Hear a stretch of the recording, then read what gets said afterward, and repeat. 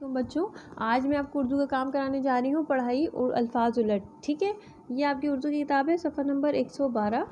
पहला कदम Urdu workbook rap. तो चलिए शुरू करते हैं। यहाँ आपने जमात का काम लिखना है और यहाँ आपने तारीख डालनी है, जिस भी तारीख को आप काम करेंगे।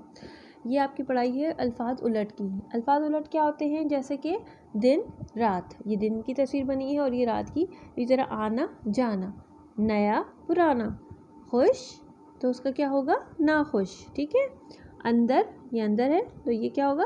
बाहर। और पतला तो उसका क्या होगा? मोटा।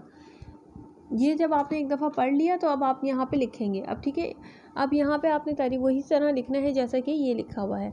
यहाँ आपने जमात का काम लिखा और यहाँ आपने तारीख डाली। ये सफ़ा नंबर 113 है आपकी किताब का। ठीक है, जाने का क्या है? जाना, जाने का क्या था?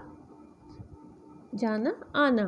क्लास यानी कि अगर हम इसके भी उलट बना सकते हैं, ये भी अल्फाज बन सकते हैं। इसको उलट कह देंगे, इसको उलट कह दें, एक ही बात है। ठीक है, लफ्ज़ उलट या इसको हम कहते हैं अल्फाज उलट। जाना का क्या होगा? आना, अलिफ मत आ, नून अलिफ ना, आना।